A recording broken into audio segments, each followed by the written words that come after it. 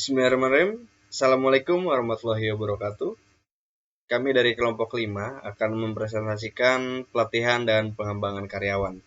Sebelumnya saya akan memperkenalkan kelompok kami terlebih dahulu. Yang pertama adalah Muhammad Reza, lalu ada saya Imam Prasetyo, dan Faris Hani Karim Aiman. Kita langsung ke slide selanjutnya.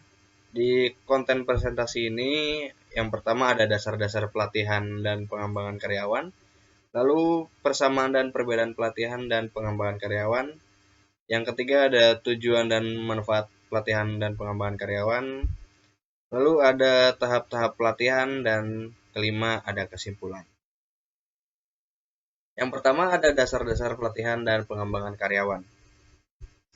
Oke, pelatihan ini adalah suatu proses pendidikan jangka pendek memanfaatkan prosedur yang sistematis dan terorganisir, di mana personil non-manajerial mempelajari kemampuan dan pengetahuan teknis untuk tujuan tertentu. Pelatihan adalah bagian dari pendidikan menyangkut proses belajar untuk memperoleh dan meningkatkan keterampilan di luar sistem pendidikan yang berlaku. Dalam waktu yang relatif singkat dan dengan metode yang lebih mengutamakan praktek daripada teori. Lalu ada pengembangan. Pengembangan ini adalah suatu proses pendidikan jangka panjang memanfaatkan prosedur sistematis dan terorganisir, di mana personil manajerial mempelajari pengetahuan konseptual dan teoritis untuk tujuan umum. Pengembangan sumber daya manusia dalam satu perusahaan adalah sarana untuk mendapatkan tenaga kerja yang potensial dan profesional yang berfokus mempersiapkan karyawan ke masa depan. Slide selanjutnya akan dibacakan oleh teman saya, yaitu Muhammad Reza. Selanjutnya nomor 2, persamaan dan perbedaan pelatihan dan pengembangan karyawan.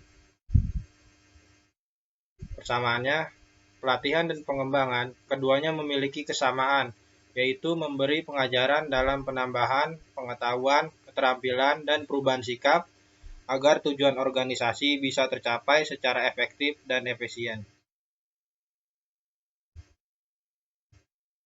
Perbedaan di sini ada 3, dari dimensi belajar, pelatihan, dan pengembangan.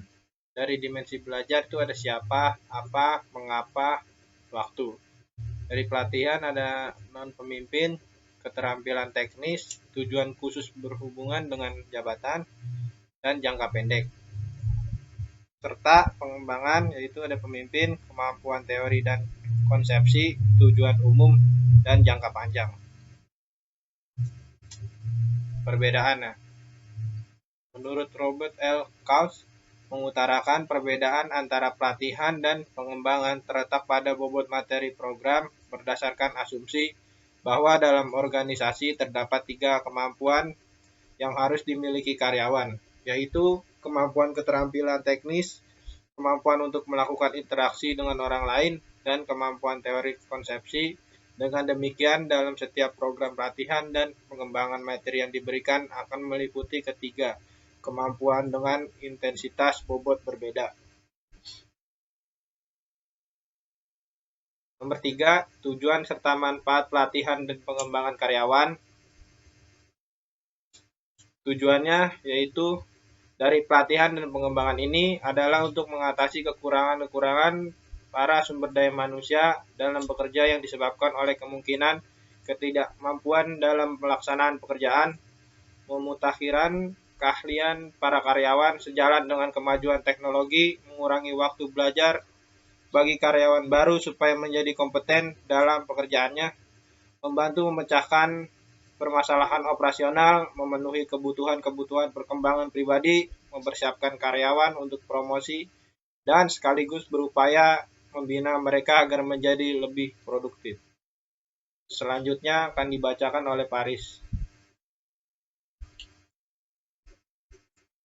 Selanjutnya manfaat, yaitu membantu membuat keputusan dengan lebih baik, meningkatkan kemampuan dalam menyelesaikan berbagai masalah yang dihadapi, terjadinya internalisasi dan operasionalisasi faktor-faktor motivasional, menimbulkan dorongan untuk terus meningkatkan kemampuan untuk mengurangi stres, frustasi, dan konflik, sehingga akan memperbesar rasa percaya diri. Selanjutnya, memanfaatkan informasi tentang berbagai program yang dapat meningkatkan kemampuan teknikal dan intelektual, meningkatkan kepuasan kerja, meningkatkan pengakuan atas kemampuan seseorang, meningkatkan tekad pekerja untuk lebih mandiri, dan mengurangi ketakutan menghadapi tugas-tugas baru di masa depan. 4. Tahap-tahap pelatihan. Tahap-tahap pelatihan yang pertama itu penilaian kebutuhan pelatihan atau need assessment. Bertujuan mengumpulkan informasi untuk menentukan dibutuhkan atau tidaknya program pelatihan.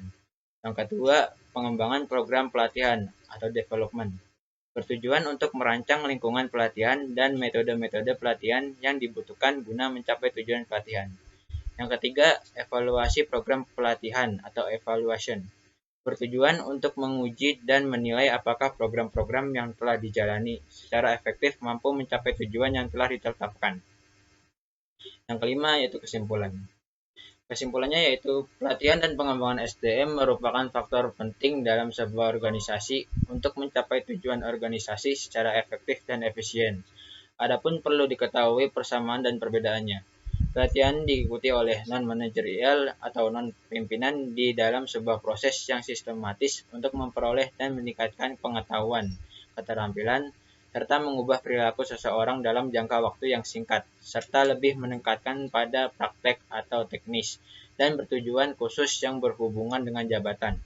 Sedangkan pengembangan diikuti oleh manajerial atau pimpinan di dalam sebuah proses yang sistematis untuk memperoleh dan meningkatkan pengetahuan, keterampilan, serta mengubah perilaku seseorang dalam jangka waktu yang panjang, dan lebih menekankan pada konsep atau teori-teori yang bertujuan secara umum.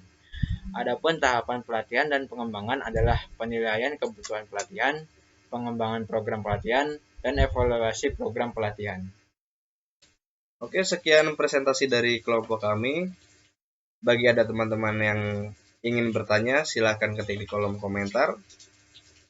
Terima kasih atas waktu dan perhatiannya sampai selesai.